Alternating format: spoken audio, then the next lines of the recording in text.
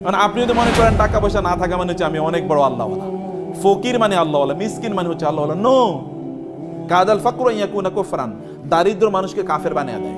টাকা কম থাকলে মানুষের মধ্যে কি ঢুকে? কুফরি ঢুকে। বাংলাদেশের প্রেক্ষাপটে আপনি দেখবেন সবচেয়ে বেশি নামাজি কি রিক্সাওয়ালার আর কাজের বুয়ারা, আর যারা ইয়েতে থাকে ওই যে বস্তি থাকে তারা সবচেয়ে বড় আল্লাহওয়ালা। আপনার কথা বুঝেন না মনে হয় আমার, কিন্তু কোনো আওয়াজই তো নেই আপনাদের। ঘটনা কি সব ক্লান্ত হয়ে গেছেন নাকি? তো সবচেয়ে বড় আল্লাহওয়ালা কি এরা? আপনি তাদেরকে মসজিদে কোথাও খুঁজে পাবেন? একজন মসজিদে খুঁজে পাবেন না। দেখবেন এরা মসজিদে না, এরা দিনও বোঝে না, ইসলাম বোঝে না, কিচ্ছু বোঝে না। তার মানে দারিদ্র মানুষকে কাফের বানিয়ে দেয়। দারিদ্রের কারণে সে ইসলাম বুঝতেই পারে না। দারিদ্র থাকলে মানুষ আল্লাহর ইবাদত করতে পারে না। সে কারণে দারিদ্রের সাথে ফাইট করতে হবে আপনাকে। আলী রাদিয়াল্লাহু বলেছেন, দারিদ্র যদি কোনো মানুষের নাম হইতো তাহলে ওই লোকের আমি জবাই করে ফেলতাম। দারিদ্র যদি কোনো মানুষের নাম, তো পভার্টি যদি কোনো মানুষের নাম, তাহলে আমি ওর হত্যা করে ফেলতাম, যে ওর বাঁচে থাকা উচিত না, কারণ ও থাকলেই মানুষ কষ্ট পাবে। অতএব এই কারণে আমি তাকে হত্যা করে ফেলতাম। লাউ কানাল ফাকরু রাজুলান লাকাতালতুহু, যদি দারিদ্র কোনো ব্যক্তির নাম হতো তাহলে ওই লোকের দায়কে আমি হত্যা করে ফেলতাম। কেবল আপনি বলবেন যে মানে আল্লাহওয়ালা হুজুর মানে হচ্ছে কি পিছন দিক থেকে জামাটা মানে জীবনে কোনোদিন আয়রন করেন না, এরকম উঠতে উঠতে একেবারে কোমর পর্যন্ত উঠে গেছে আপনার মাঝে এরকম, অথবা তিনি পান খেতে খেতে এরকম পড়তে পড়তে জামার মধ্যে গিয়ে পানের ছিপি পড়েছে, বা আপনার কি বলে এটাকে রস পড়েছে, এখন এখানে জামাতের রস দেখা যায়। অথবা তিনি ভিক্ষা করবেন যে আল্লাহুম্মা সাল্লি আলা মুহাম্মদ, আমার একটু টাকা পয়সা দেন। আপনারা মনে করছেন যে একজন আল্লাহওয়ালা দিনদার মানুষ ভিক্ষুক, দিনদার মানুষ হচ্ছে কি তিনি একেবারে দুনিয়ার মধ্যে তার কোনো মানে দুনিয়ার সাথে কোনো সংস্পর্শ নাই। আমরা মনে করি জহুদ মানে যে লোকটা খুবই আল্লাহওয়ালা, মানে তার দুনিয়ার প্রতি কোনো ভালোবাসা নেই। এ লোক আল্লাহওয়ালা না, কেবল আল্লাহওয়ালা, আল্লাহরই বুঝে নেই, মানে আল্লাহর দিনই বুঝে নেই। আল্লাহ দিন বুঝে মানে হচ্ছে আল্লাহ রাসূল সাল্লাল্লাহু আলাইহি ওয়াসাল্লামের চেয়ে স্মার্ট কে ছিল, স্মার্ট ম্যান মানে স্মার্ট প্রফেট, এর চেয়ে স্মার্ট কেউ ছিল না। রাসূল সাল্লাল্লাহু আলাইহি ওয়াসাল্লাম তিনি সম্পদের কি মালিক ছিলেন না? অবশ্যই ছিলেন সম্পদের মালিক। আপনি খাদিজাতুল কুবরা রাদিয়াল্লাহু তাআলা আনহা, তিনি যখন রাসূল সাল্লাল্লাহু আলাইহি ওয়াসাল্লামকে বিয়ে করেন, খাদিজাতুল কুবরা তো মিলিয়ন অফ তার টাকা ছিল, টাকা কই? এগুলো সব তিনি রাসূল সাল্লাল্লাহু আলাইহি ওয়াসাল্লামকে দিয়ে দিয়েছেন। তিনি কি কাজে খরচ করেছেন that is a different issue, কিন্তু তিনি ফকির ছিলেন না, গরিব ছিলেন না, সেটা তিনি ছিলেন না, তার সম্পদ ছিল। জিবরিল এসে বললেন আমি এই উহুদ পাহাড়কে আপনার জন্য স্বর্ণে রূপান্তরিত করে দিই। তিনি বলছেন না, দরকার নাই, না দরকার নাই। রাসূল সাল্লাল্লাহু আলাইহি ওয়াসাল্লাম, আপনি মুসলিমদের যদি উম্মার দিকে যদি তাকান, 10 জন যারা আশারে মুবাশশারা মানে জান্নাতের সুসংবাদ প্রাপ্ত সাহাবী 10 জন, এর মধ্যে 9 জনই ছিল ব্যবসায়ী। কয়জন ছিল ব্যবসায়ী? 9 জনই ছিল ব্যবসায়ী। এই উম্মার সবচেয়ে বড় ব্যক্তির নাম কি বলেন তো? রাসূল সাল্লাল্লাহু আলাইহি ওয়াসাল্লামের পরে আবু বকর রাদিয়াল্লাহু তাআলা কত বড় ব্যবসায়ী ছিলেন, কি পরিমাণ কৃতদাসকে মুক্ত করে দিয়েছেন তিনি তার টাকা দিয়ে কিনে।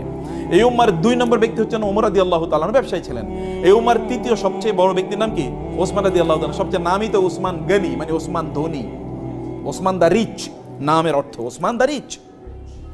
এইরকম মানুষে তিনি তারা ছিলেন। এবং এদের দিন প্রচারের ক্ষেত্রে 3 জন ব্যক্তির অবদান যদি সবচেয়ে বেশি হয়, একজন হচ্ছে খাদিজাতুল কুবরা রাদিয়াল্লাহু তাআলা, কারণ তার সম্পদ সব দিন প্রচারের জন্য কাজে লেগেছে। আরেকজন আবু বকর রাদিয়াল্লাহু তাআলা, দিন প্রচারে তার সম্পদ সবচেয়ে বেশি কাজে লেগেছে। আরেকজন ওসমান রাদিয়াল্লাহু, দিন প্রচারে তার সম্পদ সবচেয়ে বেশি কাজে লেগেছে। আরেকজন ব্যক্তির নাম বলতে হবে, তার নাম হচ্ছে আব্দুর রহমান ইবনে আউফ রাদিয়াল্লাহু তাআলা, সবচেয়ে বড় ধনী মদিনার। মক্কা থেকে গিয়েছেন কিন্তু ব্যবসায়ী, মদিনায় গিয়েছেন কিছুই তার নাই। একজন এর সাথে তার বন্ধুত্ব করে দেওয়া হয়েছে। তিনি তাকে গিয়ে বললেন যে তোমার সাথে আমার বন্ধুত্ব, তো আমার ঘরের অর্ধেক তোমার দিয়ে দিই, এবং আমার যে মানে একটা ফ্যাক্টরি আছে এখান থেকে অর্ধেক দিয়ে দিই, বা আমার একটু এগ্রিকালচারাল ল্যান্ড আছে তোমাকে অর্ধেক দিয়ে দিই, বাকি অর্ধেক আমি চাষাবাদ করবো। বলে না, তোমার ঘরও আমার দরকার নাই, তোমার ল্যান্ডও আমার দরকার, তুমি একটু বাজার আমার দেখা দাও, বাজার কোন দিকে? তারা নিয়ে গেলেন বাজারে। বাজারে যাওয়ার পরে তিনি অন ক্রেডিট জিনিস নিলেন। অন ক্রেডিট মানে ওই যে লোকেরা তো দোকানে বসে তারা বিক্রি করতে, তিনি বলছেন ভাই তোমার জিনিসগুলো আমারে দাও, আমি বেচে তোমার টাকা দিই। কত করে দিতে হবে বলো? বলে এত এত করে। এবার তিনি এগুলো নিয়ে আসলেন, ফেরি করে বেচতেছেন, ওই বাজারে তিনি বিক্রি করছেন। বাজারে ফেরি করে বিক্রি করে উনি এক জায়গায় বসে থাকতো, উনি ফেরি করে বিক্রি করতেছেন। আপনি ওইখানে দোকানে গিয়ে এটা পাওয়ার আগে আপনি ওই রাস্তায় পেয়ে গেছেন, তখন আপনি তার কাছ থেকে গিয়ে নিলেন। নিচে হচ্ছে 10 টাকার জিনিস, বেচতে হচ্ছে 20 টাকা। আর কয় টাকা লাভ হয়েছে তার? 10 টাকা। এই যে পুঁজি তৈরি হয়ে গেল। এরপরে মদিনা তিনি 1 নম্বর ব্যক্তিতে পরিণত, 1 নম্বর ধনী তিনি। অথচ শুরু করছেন কি দিয়ে? জিরো দিয়ে, আইডিয়া তিনি ব্যবসা করেছেন, এবং তিনি জান্নাতের সুসংবাদ প্রাপ্ত সাহাবী। মানে আপনি যদি মনে করেন টাকা পয়সা না থাকা মানে হচ্ছে আমি অনেক বড় আল্লাহওয়ালা, ফকির মানে আল্লাহওয়ালা, মিসকিন মানে হচ্ছে আল্লাহওয়ালা। নো, কাদাল ফাকরু ইয়াকুনা কুফরান, দারিদ্র মানুষকে কাফের বানিয়ে দেয়। টাকা কম থাকলে মানুষের মধ্যে কি ঢুকে? কুফরি ঢুকে। বাংলাদেশের প্রেক্ষাপটে আপনি দেখবেন সবচেয়ে বেশি নামাজি কি রিক্সাওয়ালার আর কাজের বুয়ারা, আর যারা ইয়েতে থাকে ওই যে বস্তি থাকে তারা সবচেয়ে বড় আল্লাহওয়ালা। আপনার কথা বুঝেন না মনে হয় আমার, কিন্তু কোনো আওয়াজই তো নেই আপনাদের। ঘটনা কি সব ক্লান্ত হয়ে গেছেন নাকি? তো সবচেয়ে বড় আল্লাহওয়ালা কি এরা? আপনি তাদেরকে মসজিদে কোথাও খুঁজে পাবেন? একজন মসজিদে খুঁজে পাবেন না। দেখবেন এরা মসজিদে নাই, এরা দিনও বোঝে না, ইসলাম বোঝে না, কিচ্ছু বোঝে না। তার মানে দারিদ্র মানুষকে কাফনে বানিয়ে দেয়। দারিদ্রের কারণে সে ইসলাম বুঝতেই পারে না। দারিদ্র থাকলে মানুষ আল্লাহর ইবাদত করতে পারে না। সে কারণে দারিদ্রের সাথে ফাইট করতে হবে আপনাকে। আলী রাদিয়াল্লাহু বলেছেন, দারিদ্র যদি কোনো মানুষের নাম হইতো তাহলে ওই লোকের আমি জবাই করে ফেলতাম। দারিদ্র যদি কোনো মানুষের নাম, তো পভার্টি যদি কোনো মানুষের নাম, তাহলে আমি ওর হত্যা করে ফেলতাম, যে ওর বাঁচে থাকা উচিত না, কারণ ও থাকলেই মানুষ কষ্ট পাবে। অথবা এই কারণে আমি তাকে হত্যা করে ফেলতাম। লাউ কানাল ফাকরু রাজুলান লাকাতালতুহু, যদি দারিদ্র কোনো ব্যক্তির নাম হতো তাহলে ওই লোকের দায়কে আমি হত্যা করে ফেলতাম। দারিদ্র এটা ইসলাম কোনোদিন এটাকে সেলিব্রেট করে না, যে ঠিক আছে তুমি দরিদ্র, এবারে তোমার আমি সালাম দেবো। নো, কেন তুমি দরিদ্র হলা? ওমর রাদিয়াল্লাহু তাআলার কাছে কোনো লোক গেলে তিনি তাকে বলতেন, তুমি করো কি? বলে কোনো কাম করি না। বলে যাও আমার কাছ থেকে সরো, যে দুনিয়ার কামও করে না, আখিরাতের কাছে অথর্ব স্টুপিড যেন আমার সামনে না আসে। কাজ করতে হবে। আল্লাহ সুবহানাহু ওয়া তাআলা এই দুনিয়া নিয়ন্ত্রণ করার জন্য আপনাকে পাঠাইছেন, দুনিয়ার মালিক হওয়ার জন্য আপনাকে পাঠিয়েছেন। এখন আপনি দুনিয়ার মালিক হবেন না, আপনি দুনিয়ার স্লেভ হবেন। কেমন কথা? আপনি দুনিয়ার দাস না, দুনিয়ার দাস না, আপনি দুনিয়ার প্রভু, মানে আপনি দুনিয়ার লর্ড, আপনি দুনিয়ার কি মালিক। দুনিয়া আপনি নিয়ন্ত্রণ করবেন, আপনাকে মালিক হিসেবে আল্লাহ তাআলা দুনিয়া পাঠিয়েছেন। তাহলে দুনিয়ার মালিক হওয়ার জন্য করণীয় কি? দুনিয়ার মালিক হওয়ার জন্য করণীয় হচ্ছে আপনাকে টাকা সম্পদ ইনকাম করতে হবে। আমরা তাহলে চলেন এবার ব্যাংক ডাকাতি করি নাকি? কারণ অনেকে তো ব্যাংক ডাকাতি করে তো টাকা পয়সার মালিক হয়েছে, নাকি করে নাই? আপনাকে সম্পদের মালিক হওয়ার জন্য আপনাকে করতে হবে হলো হালাল উপায়ে আপনাকে সম্পদের মালিক হওয়া লাগবে। আপনি যদি হালাল উপায়ে সম্পদের মালিক হন, তাইলে এটা আপনার ঈমানটাকে বাড়াবে, আপনার দিনদারি বাড়াবে, দিনদারি কমাবে না। তাহলে সম্পদের মালিক আমি কেন হব? একটা প্রশ্ন। আপনি তো সম্পদের মালিক হওয়ার অনেক পথ আছে, আপনি করবেনই, কিন্তু সম্পদের মালিক কেন হবেন? আপনি সম্পদের মালিক হওয়ার আপনার এক নাম্বার কারণ হলো, আপনি সম্পদের মালিক হলে আপনি দিনই কাজ ভালো করে করতে পারবেন, আপনি ইবাদত ভালো করে করতে পারবেন। আপনার জামা কাপড়গুলো সুন্দর, একটু মসজিদে গেলে ভালো লাগবে, গন্ধ গায়ে থেকে গন্ধ বাইর হবে না। সুন্দর একটু জামা পরে আপনি সেন্ট পারফিউম ব্যবহার করে আপনি যাবেন, তাহলে আপনার একটু মনটা ফুরফুরা লাগবে। আপনি নিজের আপনার পরিবারকে, বাসায় গেলে আপনার ওয়াইফ বলবে না তুমি কি আজকে মাছ নিয়ে আসছো, নিয়ে আসো না, যাও দরজায়, আজকে দরজায় খোলা হবে না। বাজার থেকে আজকে মাংস নিয়ে আসার কথা ছিল, পোলাপাইন কান্নাকাটি করতেছে, পোলাপাইনের পড়াইতে পারতেছে না, ওদের এটা নাই সেটা নাই, সারাদিন আপনার এগুলি শোনা লাগে। এই কারণে আপনি মনে করেন বাসায় যাবো না, বসে বসে সিনেমা দেখি বাইরে, নাকি? অথবা বন্ধুদের সাথে আড্ডা দিই। এখন আপনি আড্ডা দেন, বাচ্চারাও আড্ডা দেয়, স্ত্রীও আড্ডা দেয়, আপনিও আড্ডা দেন, দুপুর একটা জাহান্নাম হয়ে গেল। আপনার যদি সম্পদ থাকে, টাকা পয়সা থাকে, তাহলে আপনি ফুরফুরা মেজাজে বাসায় গেলেন, যা যা লাগে সব নিয়ে গেলেন, বাসার লোকেরও খুশি, আপনিও খুশি। এবার আপনার ইবাদত করেন, আপনার দিনদারি করেন, কোনো সমস্যা নেই। এটা এক নম্বর জিনিস। দুই নম্বর জিনিস হলো দিনদারি। যে সকল প্রতিষ্ঠানগুলিতে দিনদারি হয়, ওই সকল প্রতিষ্ঠান নির্মাণ করবে কারা? কাফেররা না মুশরিকরা? হ্যাঁ, যেই প্রতিষ্ঠানে দিনদারি লাগবে, যেমন ধরুন মসজিদ নির্মাণ করবে কে? তো মুসলমানের টাকা না থাকলে মসজিদ নির্মাণ করবে কি দিয়ে? আচ্ছা, মাদ্রাসা নির্মাণ করবে কে দিয়ে করবে? কে করবে? তো মুসলমানের টাকা না থাকলে করতেই করবে। আপনি আল্লাহ সুবহানাহু ওয়া তাআলা আমাদেরকে বলেছেন নামাজ আদায় করার জন্য, কিন্তু তার সাথে আরেকটা জিনিস করতে বলছেন, সেটা কি বলেন তো? নামাজ আদায়, নামাজ পড়ো, যাকাত নাও, নামাজ পড়ো, যাকাত নাও, নামাজ পড়ো। আমি তো বুঝি যাকাত নাও, আপনারা বুঝতেই পারেন নাই।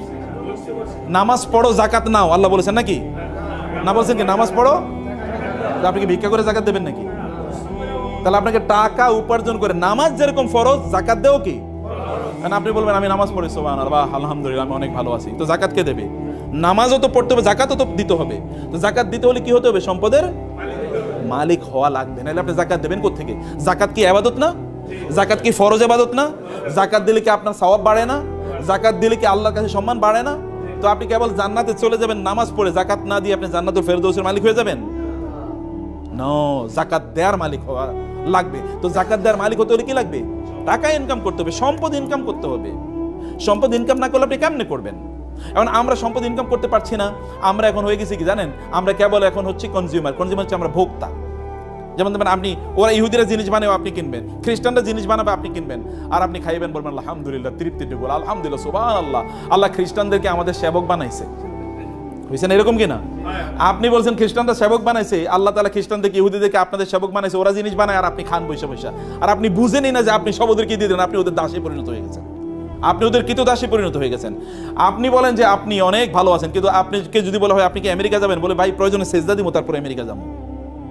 এই পৃথিবীর মানুষের সবচেয়ে স্বপ্নের জায়গা কোনটা? ইউরোপ, আমেরিকা না? দেখেন না বাংলাদেশের লোকেরা, তারা হারাম কি হালাল কি কোনো কিছু বাঁচে না, তারা ইউরোপে যাবেই।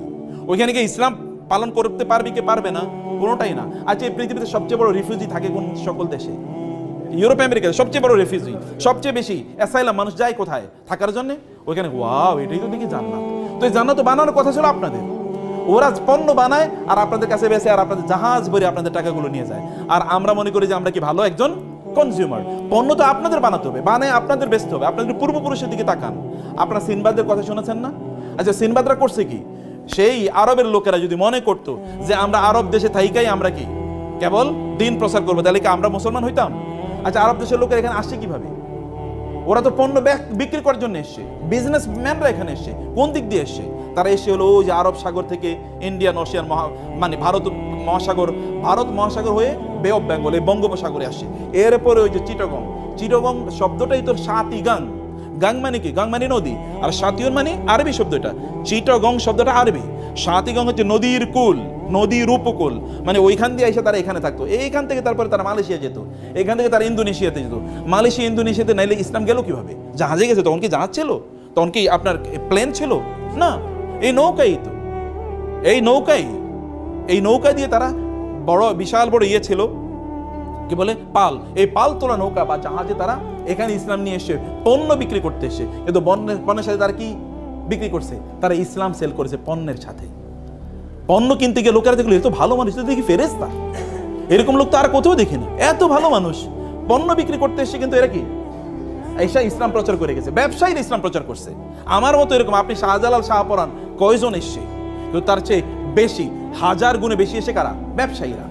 আপনি বলেন তো, আপনার এলাকায় দুজন দোকানদার আছে। একজন দোকানদার গেলেই আপনাকে জিজ্ঞেস করে, ভাই আসসালামু আলাইকুম, কেমন আছেন, বাসায় সবাই ভালো আছে, আপনার কোনো সমস্যা নাই তো? ভাই কোনো সমস্যা থাকলে আমাকে বললেন, এবং সবচেয়ে ভালো পণ্যটা দেয়। আরেকটা লোক আছে খিটখিটে, প্রচন্ড খিটখিটে, গেলেই আপনার সাথে রাগ করে কথাবার্তা কয়, এবং আপনি 3 বার কথা বললে 1 বার শুনে। আপনি কার কাছে যাবেন? যে সালাম দেয়, কথাবার্তা শুনে, এই লোকটা তো ভালো, তার সাথে গল্প করবেন, তার মতো হতে চাইবেন, বলে আপনার সন্তান বললেন ওই লোকটার মতো, দেখো না কত সুন্দর করে কথাবার্তা বলে। এই মুসলমানরা তো সেই কাজটাই করছে, জিনিস বেচছে, কিন্তু লোকেরা দেখলো আরে এরা তো দেখি আমাদেরই লোক। এই আপনার বিপদ, তাড়াতাড়ি তাকে হসপিটালে নিয়ে গেছে। আপনার ওয়াইফের সমস্যা, তাড়াতাড়ি তোর ওয়াইফের পাঠিয়ে যায়, দেখা তো তার বাচ্চা হবে, একটু তুমি তাকে হেল্প করো তো। মানুষ যেগুলো, এরাই তো সবচেয়ে ভালো মানুষ। এবং এরা তখন কি, এদের বলো আপনারা আসলে কোন ধর্ম পালন করেন? বলে আমরা এই ধর্ম পালন করি। ঠিক আছে, আপনাদের ধর্ম আমরাও পালন করা শুরু করে দিলাম। এরা এইভাবে মুসলমান হয়ে গেছে। বুঝতে পেরেছেন? অথবা আমাদেরকে মৌলিকভাবে ব্যবসায়ীদের কাজ হচ্ছে, ব্যবসায়ীরা তারা সম্পদ উপার্জন করবে একদিকে তারা নিজেরা ভালো থাকার জন্য, এবং 2 নম্বর তারা কি করবে? এই সম্পদের মাধ্যমে তারা কি করবে? সম্পদের মাধ্যমে তারা দিন প্রতিষ্ঠার কাজে তারা ব্যয় করবে। এটা কেবলমাত্র ক্যাপিটালিস্টিকদের মতো না, যারা কেবল টাকা উপার্জন করা, এটা এক ধরনের গ্রিডে তাদের পরিণত। গ্রিড মানে হচ্ছে এক ধরনের লোভ। শুধু লোভের কারণে আপনি কেন সারাদিন কাজ করেন? লোভের কারণে। আপনার কত লাগবে আপনি জানেন? You never know. আপনি জানেন না কেন আপনার টাকা লাগবে, এটা কি কারণে আপনি ইনকাম করতে, তাও আপনি জানেন। আপনাকে জানতে হবে কেন ইনকাম করছেন, আপনাকে বুঝতে হবে কেন ইনকাম করছেন। আপনি 2 কারণে করছেন। একটা হচ্ছে আপনি নিজে ভালো থাকুন, আর হলো আপনার কি সমাজ ভালো থাকুন। আপনার অনেক টাকা পয়সা, আপনার ব্যাংকে টাকা পড়ে আছে, আপনার আত্মীয়স্বজন তারা না খেয়ে মারা যাচ্ছে, আপনি এই টাকা দিয়ে করবেন কি? এটা আপনাকে দুনিয়াও বাঁচাতে পারবে না, আখিরাতও বাঁচাতে পারবে না। আপনার প্রচুর পরিমাণ টাকা আছে, কিন্তু আপনি দিনই কোনো কাজেই অংশগ্রহণ করলেন না, তাহলে আপনি টাকা দিয়ে করবেন কি? আপনি দেখেন এই পৃথিবীতে কারুন অথবা এরকম, আচ্ছা গত 100 বছর আগে বাংলাদেশের সবচেয়ে ধনী মানুষ কারা ছিল? 10 জনের নাম বলতে পারবেন কেউ? একজনের নাম বলতে পারবেন না। কিন্তু 100 বছর না, 500 বছর আগে পৃথিবীতে সবচেয়ে বড় আলেম কারা ছিল? তাদের নাম কি আমরা জানি কিনা? সবার নাম জানি। ইমাম আবু হানিফা নাম জানি, ইমাম শাফির নাম জানি, ইমাম মালিকের নাম জানি, ইমাম আহমদ বিন হাম্বল, ইমাম বুখারী, এদের প্রত্যেকের নাম জানি। এরা কিন্তু আবার ব্যবসায়ী ছিল। অতএব দেখেন তারা যে কথা, ইমাম আবু হানিফা তো ওই যুগের সবচেয়ে বড় ব্যবসায়ী। আপনি কিন্তু তার ব্যবসার কথা জানেন না, কিন্তু জানেন কি? তার দিন এর কথা জানেন, জ্ঞান অর্জন করেছেন, মানুষের কাজ করেছেন। আপনি এরকম কেন হবেন না? আপনি এরকম হতে হবে। আপনি অলস থাকবেন না। আপনার প্রত্যেকটা সেকেন্ড ম্যাটার করে, প্রত্যেকটা মুহূর্ত আপনি দৌড়ান। লাফি আমালি দুনিয়া ওয়ালাফি আমালির আখিরা, এটা হবেন না। হয় দুনিয়ার কাজ করেন অথবা আখিরাতের কাজ করেন, দুটো করবেন। দুনিয়ার কাজও করবেন না, আখিরাতের কাজও করবেন না। অথবা কেবল দুনিয়া করবেন, আখিরাত করবেন না, অথবা কেবল আখিরাত করবেন আর দুনিয়া করবেন না, এটা না। ইসলাম বৈরাগীর ধর্ম না। ইসলাম বৈরাগীর ধর্ম না যে আপনার তবলা নিয়ে ঘুরবেন আর গান গাইবেন আর হিন্দুদের মতো করে, ওদের ওই যে ইয়েদের মতো করে, অথবা বৌদ্ধদের ভিক্ষুদের অথবা খ্রিস্টানদের ফাদারদের মতো করে বিয়ে শাদী নাই, টাকা পয়সা ইনকাম করা যাবে না, এগুলো না। নো, আপনি সব কিছু করবেন ওমর রাদিয়াল্লাহু তাআলার মতো। আপনি আধা পৃথিবীর, অর্ধ পৃথিবীর শাসক। কিসের ডোনাল্ড ট্রাম্প, আর কিসের আপনার ওই যে বাইডেন, অথবা কিসের বারাক ওবামা, কিসের বিল ক্লিন্টন। ওইরকম 1 কোটি বিল ক্লিন্টন আনলে একটা ওমরের পায়ের কাছেও কি একটা নখের সমান না, এত ক্ষমতা ওমর রাদিয়াল্লাহু তাআলা আনহু। এত পাওয়ারফুল, আলাদা পৃথিবী শাসন করেন, কিন্তু তারপর রাতের বেলা কি নামাজে তাহাজ্জুদের মধ্যে দাঁড়ায় কাঁদেন, আল্লাহ তুমি কি আমাকে ক্ষমা করে দিয়েছো নাকি ক্ষমা করো নাই? এবং বলেন আল্লাহ ফোরাত নদীর তীরে যদি কোনো কুকুর না খেয়ে মারা যায় তাহলে তো আমাকে তুমি জিজ্ঞেস করবা। এবং এই কারণে লোকদেরকে বলেন খবরদার কোনো কুকুরের যেন না খেয়ে না থাকে, কোনো কুকুরের খাবারের জন্য এরকম না হয় তাকে প্রোভাইড করা হবে না, তাও অবশ্য প্রোভাইড করতে হবে, তা নিশ্চিত করতে হবে। রাস্তা মসৃণ করতে হবে, সে ফোরাত নদীতে অর্থাৎ ইরাকে 1000 মাইল দূরে, সেখানে রাস্তা যেন মসৃণ হয়। আপনাকে এরকম মানুষে পরিণত হবে। যুদ্ধ করবেন কি দিয়ে? আপনি টাকা দিয়ে তো যুদ্ধ করতে হবে। আপনি ধরুন ইসলাম প্রচার করবেন, এখন আপনি ইসলাম প্রচার করার জন্য আপনি একটা মাহফিল করবেন, টাকা লাগবে না? এবার ভিক্ষা করবেন?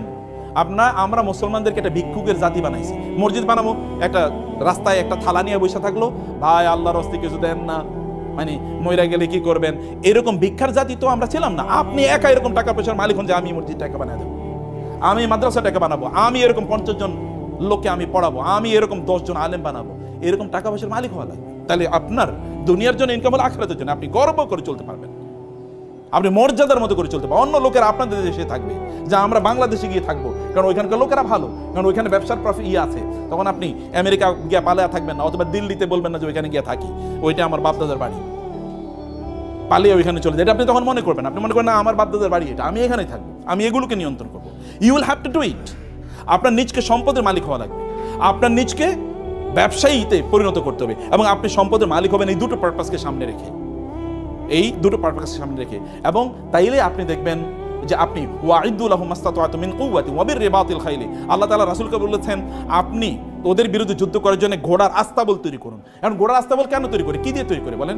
ঘোড়ার আস্তাবল মানে আপনার সবচেয়ে ভালো দামি ঘোড়া এখানে উৎপাদন করা লাগবে।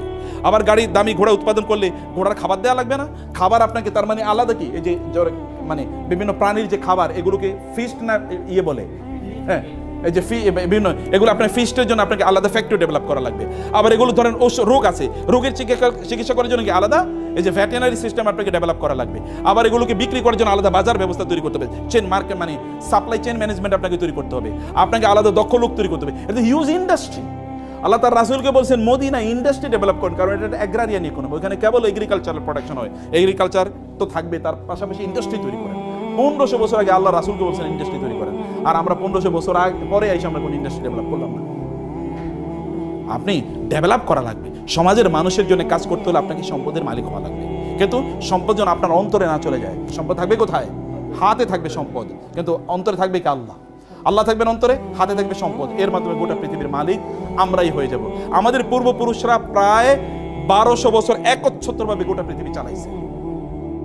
আপনাদের বাপদাদারা, ভালো করে শুনেন, আপনাদের বাপদাদা মানে কি? আমাদের পূর্বপুরুষরা। এরা এই ইন্ডিয়ান সাবকন্টিনেন্ট কত বছর চালাইছে মুসলমানরা বলেন তো? কি যে 200 বছর, কি বলেন 800 বছর। এই ইন্ডিয়া মুসলমানদের অধীনে, মোগলদের অধীনে, এটা 800 বছর ছিল, 800।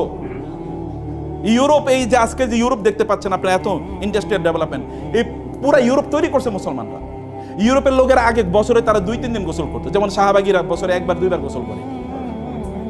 অথবা দেখবেন আপনি হিন্দুরা, ওরা মনে করে গোসল কম করা ভালো, বুঝতে পেরেছেন? এটা ইউরোপিয়ানদের, এটা তাদের ছিল যে গোসল কম করলে আল্লাহওয়ালা হওয়া যায়। এটা আমি একটু বুদ্ধিজীবী টাইপ। এবং ওরা নারীদেরকে, এখানকার হিন্দুদের মতো ওদের নারীদেরকে ওরা জীবন্ত হত্যা করতো। স্বামী মারা গেছে, এই মহিলার বাঁচিয়ে রাখার দরকার নাই। এবং রাস্তাঘাট সব অন্ধকারের মধ্যে জীবনযাপন করতো। মুসলমানরা ওইখানে গিয়ে তারা বলছে রাস্তা হবে, রাস্তার মধ্যে কি এই যে নিয়ন লাইট এখন দেখছেন না, এটা মুসলমানরা এখন থেকে 1200 বছর আগে তৈরি করছে। মুসলমানরা এখন ইউরোপের বাড়িঘরগুলো দেখবেন মুসলমানদের, ওই আলহামরা, আপনারা ইন্টারনেট যদি ঘাটতে বুঝেন তাহলে আলহামরা বলে একটা সার্চ দেবেন।